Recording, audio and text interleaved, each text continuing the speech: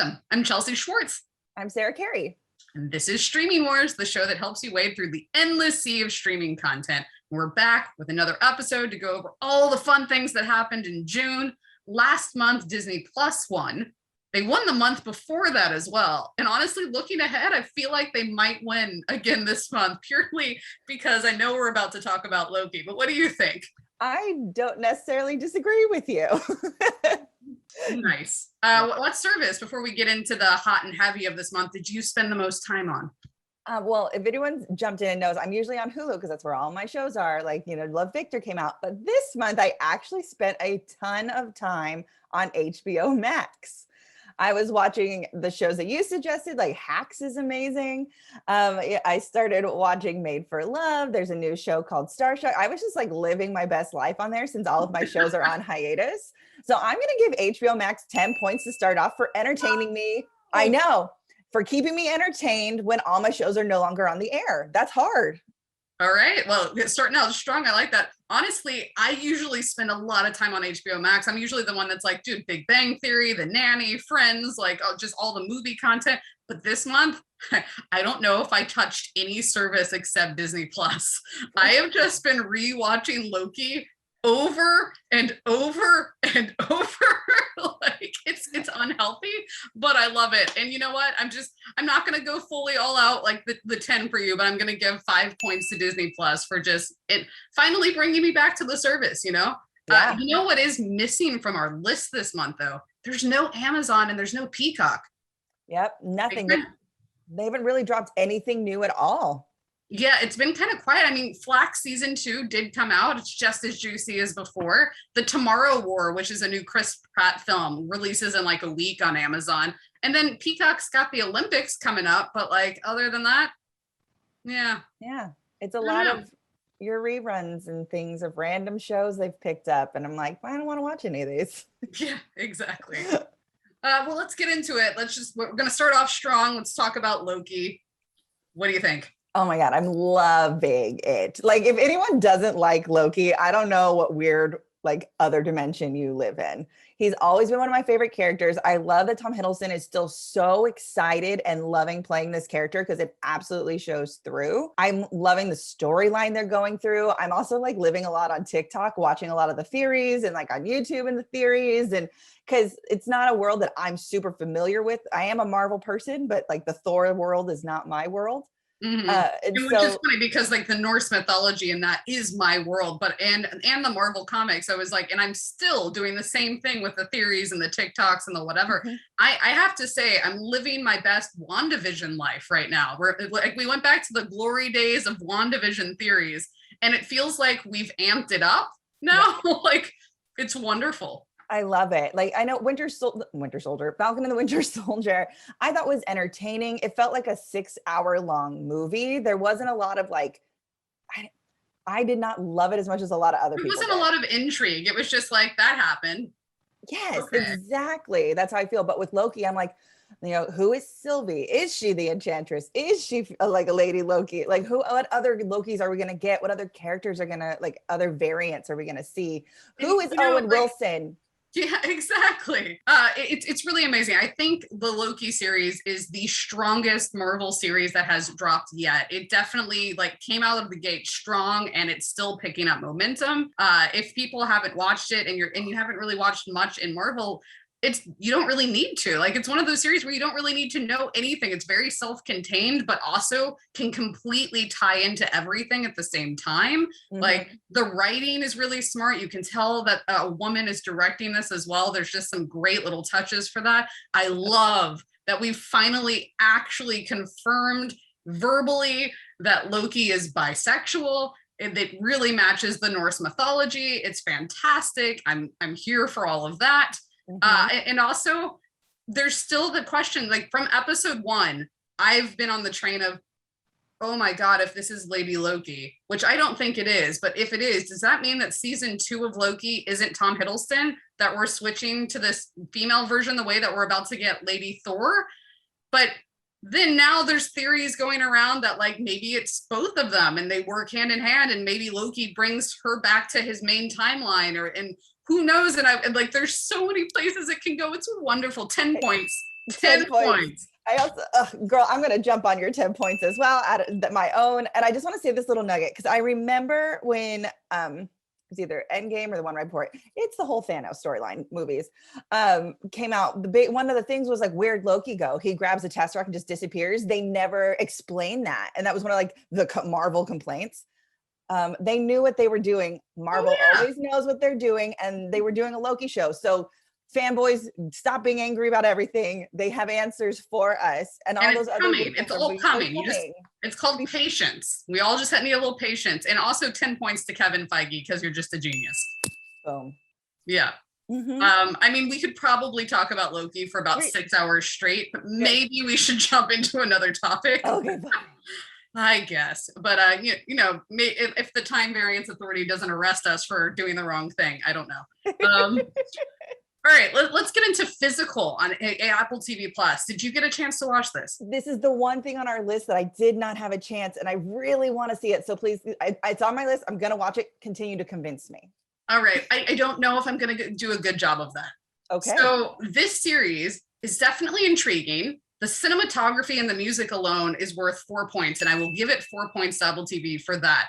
But there's 4 episodes that are currently out right now, and it feels like every episode drags to set up a story, then sets up the story right at the end, and then you get into the next week's episode and it restarts back to the beginning. And then you're like, wait, what happened to the story? Oh, wait, we're back there now. Oh, new episode, and it starts back over.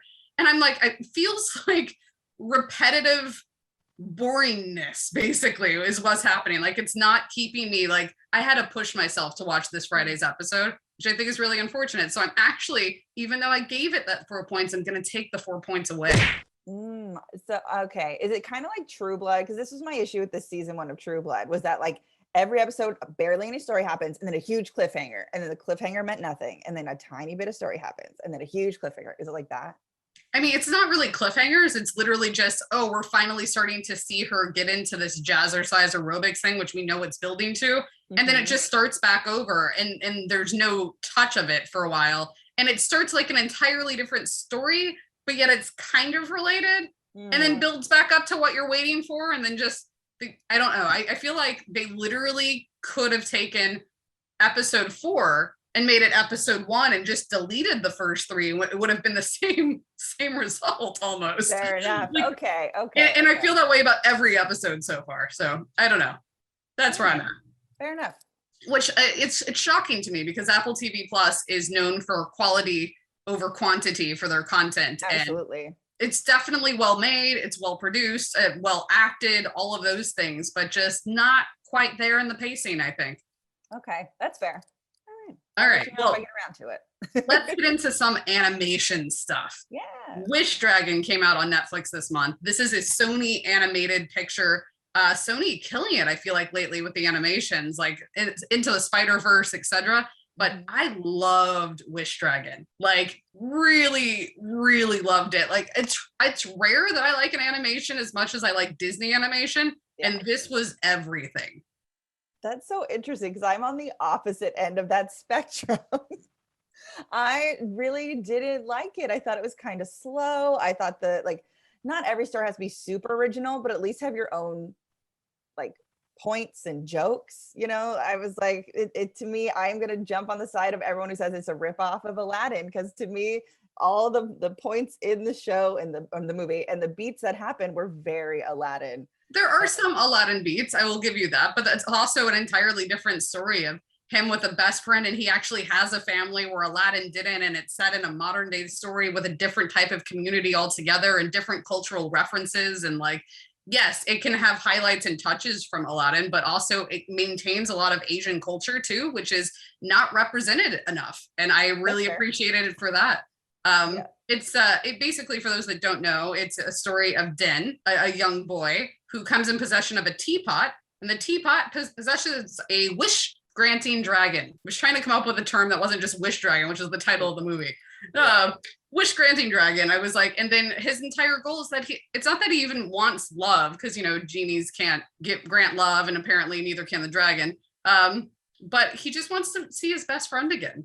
that he like misses. And that to me, that was such a heartbreaking, endearing story. It made me think of like my best friend I grew up with that moved away to Indiana when we were in like 7th grade and I never heard from again. And it made me want to go find her, you know, like. Yeah, that's very sweet. And I love Constance Wu. Constance Wu plays a great overbearing mother. She did it on Fresh Off the Boat and she does it here. You know, there was like Definitely. different highlights that I enjoyed, but it's not a movie I'd want to watch again. Well, I'm going to give 7 points to Netflix for this one. I really enjoyed it. I'm going to take away just 2 of those points just because I want a little bit more originality. If you're going to give me a story from a different culture, then give me a story from a different culture. I can appreciate that. Speaking of stories from other cultures and animations, what about Luca, Pixar's latest film? Everyone's going to hate me this week because I did not like Luca. I'm on the middle line. It's not that I liked it or didn't like it. It was just very middle of the road for me. Yeah, I'm still trying to figure out what's the storyline. You know, what was the story that they're telling? And also I found it to be incredibly queer coded and I didn't care for that. But I know a lot of my friends who absolutely love it and think it's a beautiful story and a beautiful movie. And I'm like, I will not take away your joy if you related to this in some way. I just did not care for it. And I didn't think it had a really good message. So I will say that I appreciate that Pixar did not make me cry with this movie because Pixar movies tend to be way too emotionally heavy for me. So 2 points for not making me cry. I also loved the message of embracing uniqueness, of that it being different does not mean being bad or unacceptable or that you don't belong or any of those things. I also loved that we got a character that genuinely wants to and loves knowledge and wants to go to school. And like, we rarely see that. It's usually like, oh, mom, do I have to go to school? And like having a kid be excited about knowledge, those are all great beats for me. And then other than that, it felt like a modern Little Mermaid that I didn't need. Yeah, and I'll give you that part of the message, but the other half of the message I got was to hide who you really are until you find your tribe. You know, like until you find the people who will accept you. And I don't think that that's a good message to put out to kids. It's interesting that that's how it's interpreted for you because I saw that, but I saw it in a slightly different twist of that's where the current world is. And now we're trying to change the world. Like I took it to be a very 2021 message of like our entire lives, we've had to fit into this peg. You don't have to fit into that peg anymore.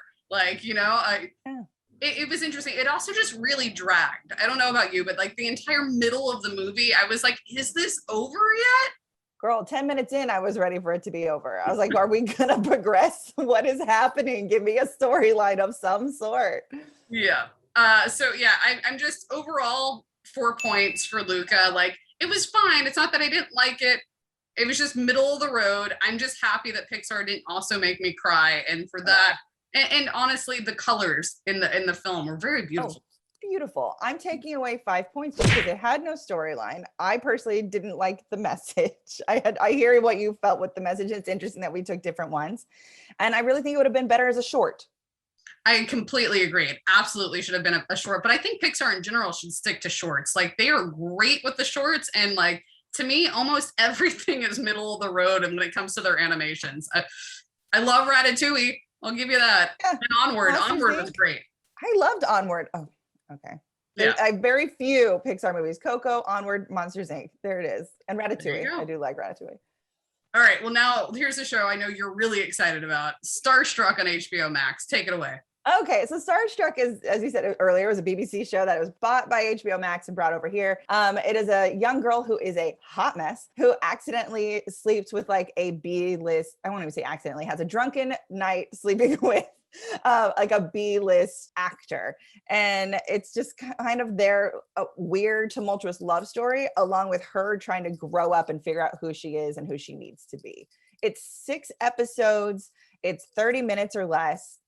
Easy binge, watch it. It's very fun. I loved it. And it's also like you get secondhand cringe moments, which I appreciate. And like, you know, it's not cringe comedy, but it's just like, oh God, what is she saying? Stop it. You know, like that. I will give you that it's a very easy binge. It's short episodes. I think there's like 6 of them, right? Yeah, and like 30 minutes each, and it's super easy to get through. I just wanted it to go somewhere. and it kept not going anywhere. And I was just getting really frustrated of like, why are we jumping through seasons so much, and this constant like, yeah, will they, won't they? And they didn't build the relationship enough for me to be like, oh, will they, won't they? Like, I literally just sat there like, I don't care if they do or not. So I'm taking away 5 points for HBO Max. That's fair. I really enjoyed it. I thought it was super fun. I won't add to HBO because I already gave them a big number earlier for including Starstruck. So I'll hold on to that for now. Okay, you can still give them bonus points. I'll give them 1 bonus point for Starstruck. All right, well, what about Love, Victor?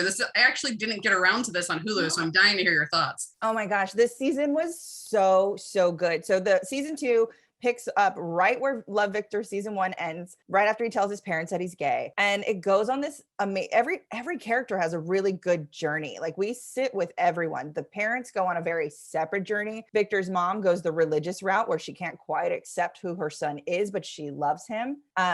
His father starts going to PFLAG meetings and figuring that out. And we even get like Josh Duhamel comes in, who is Simon's father from Love, Simon, who is running the PFLAG group. And they have this beautiful moment together where he's just like, look, your son is still your son. He's exactly the same. He just happens to like boys. Like, that's the only difference. And that was like a big click for him. We sit with Felix and Lake's relationship. We learned so much more about Felix's mom, who is bipolar.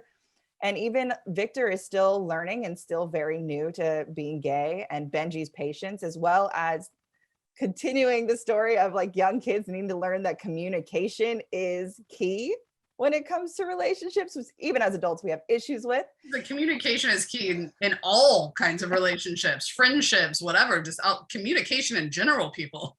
Yeah, it's so important. And we get a new character named Raheem, who is somewhere else on the queer spectrum. He's a little bit more flamboyant. He's very proud, but he comes from a Muslim family. So he also is kind of going through the same storyline as Victor. And Victor gets to be a little bit of a mentor, which is nice. And Mia, we learn more about why she has such a bad relationship with her father.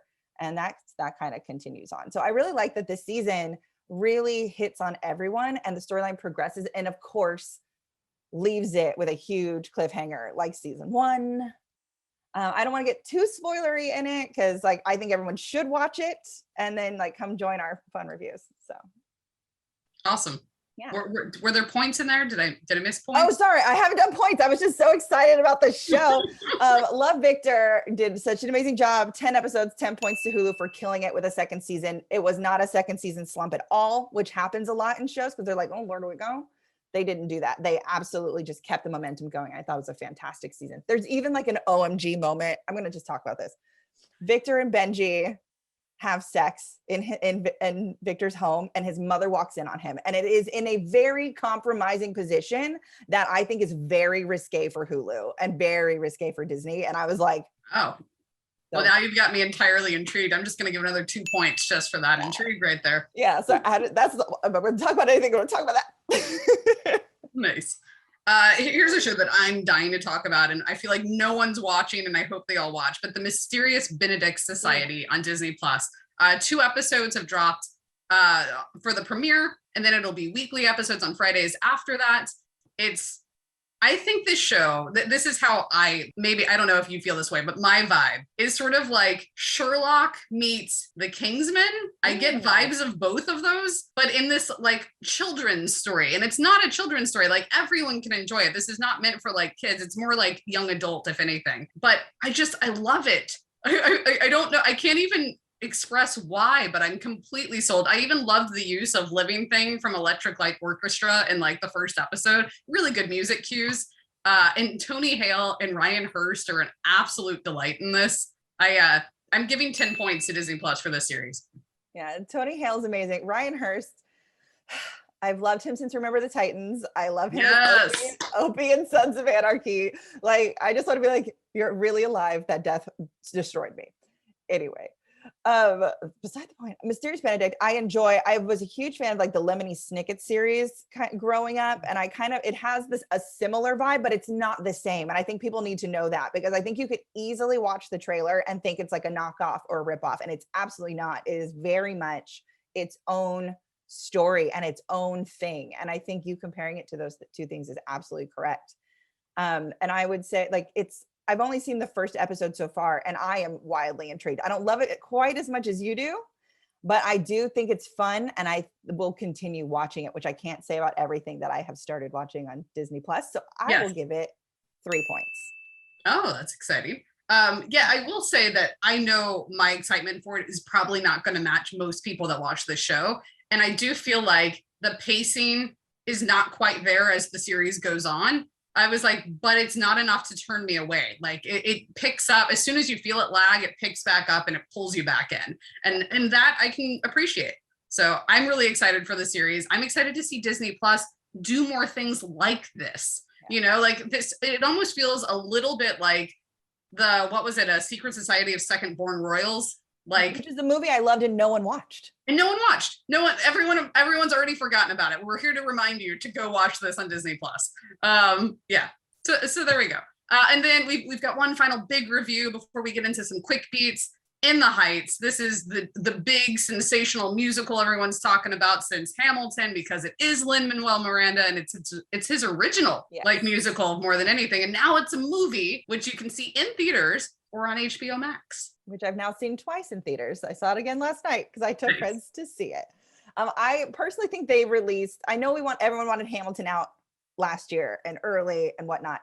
I think they released them in the wrong order. I think they should have held on to Hamilton and then released this now and then Hamilton on July 4th of this year, you know, big back to back. Because I personally think that In the Heights is the stronger musical. I know, I see your face. You're no. It's actually not what you think. Okay. Like I think that they haven't released Hamilton yet. I think we're still going to get an actual Hamilton movie. Like all we've seen so far is the stage show put onto our screens. So like, I think you might get your wish, because I feel like if they're smart and listening, we will still get a Hamilton movie. Yeah, it'll be interesting. But I love In the Heights. It was such a groundbreaking show on Broadway. I got to see the original cast on Broadway. Oh, that's amazing. Yeah, it's a soundtrack. 10 points to you. Oh, thank you. It's a soundtrack I actually did not like until I saw the show. And I got lottery tickets and did the whole thing because a young Sarah was very broke and did student tickets and lottery. And it was like, it's very like Rent for me. I didn't like the soundtrack of Rent. And then I saw the show and I fell in love with it. So for me, that's how In the Heights was. And I think it tells this lovely story of a neighborhood a lot of people don't know about. Yes. And I will say, I don't necessarily disagree with a handful of the critiques that have been out there. The biggest one being the issue with not enough Afro-Latino representation. Yes, they are there. However, they are all in the background. They are the ensemble. And I think it would have been a very easy fix if you have, you could have had an Afro-Latina be Nina. Out of every character, that would have been the easiest one to like plug and play, or it even could have been Vanessa. Like Lynn's visions are very, very well thought out. They're complicated. They're big, you know? I was like, and In the Heights proves that what is in Lynn's head can be done in a cinematic approach. And therefore, I really do hope they really do go back and do Hamilton. I will say I loved In the Heights. I love that we're seeing this underrepresented side of New York, of communities in general, of this ethnicity in general. I did feel like it dragged. It does in a section and it does in the stage show. And it's around the time where like, it's supposed to be in my opinion, around the time where it's supposed to be the heart of the show, and it's when the abuela passes away, and then you get those handful of beats for about 10 minutes, and you're just like, and I think it's because there's just no music, there's nothing driving it, and like the first half, as well as like the first act, is catchy music, amazing choreography, huge numbers, and it just kind of comes to a halt, and you're like, you know what I mean? Yeah. So my points for In the Heights with HBO Max, I'm going to give them 10 points because they brought this amazing musical to everyone to see. However, I am going to take off 2 points because of Lin-Manuel, and he really should have known better. And honestly, I'm going to take another 3 points away from In the Heights. It's great. It's a musical. If you love musicals, you'll enjoy this, but it hella dragged for me.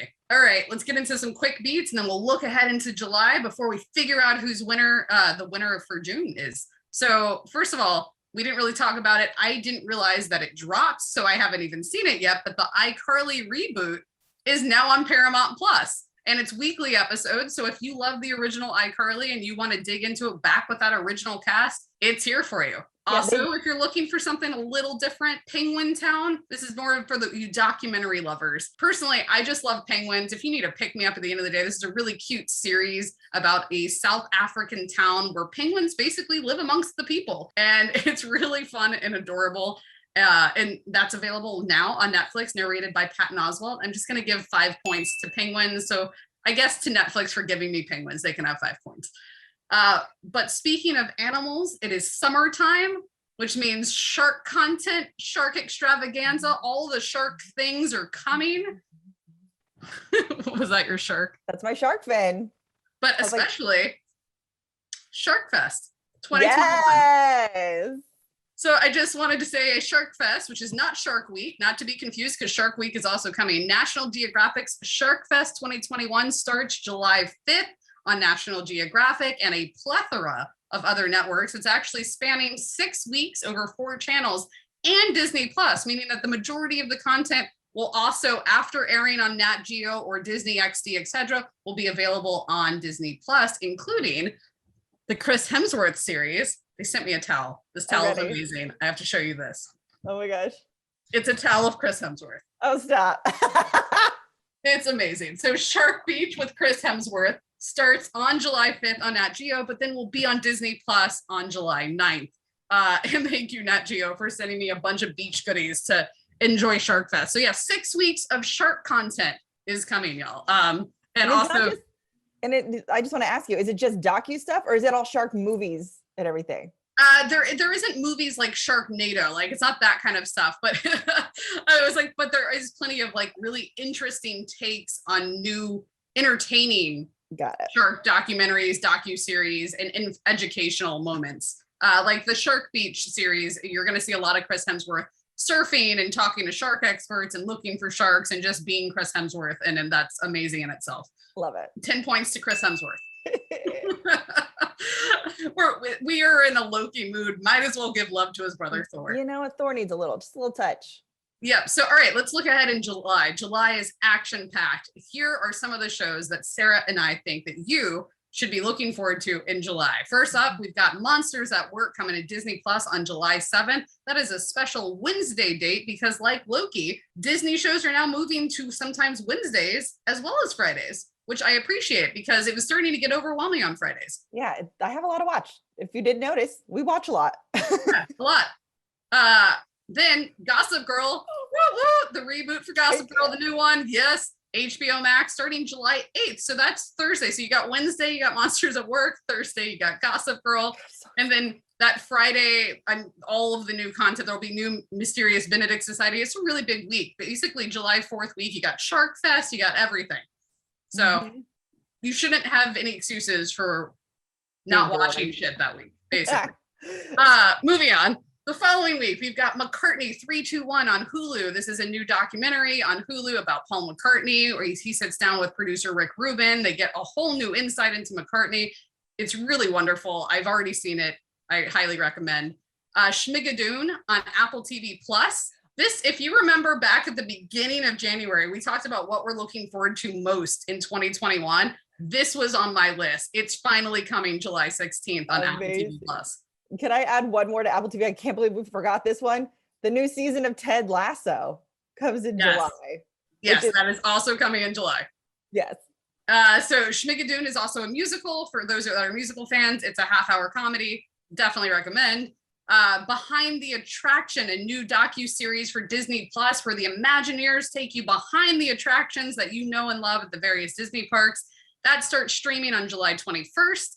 Paramount Plus is bringing back Behind the Music. Who remembers that on VH1? Anyone? Yeah.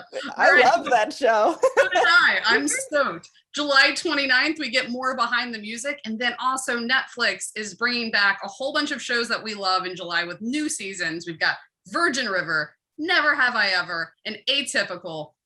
July is going to be busy. Busy. I don't know how I'm going to go to the beach for the shark watching stuff. I just...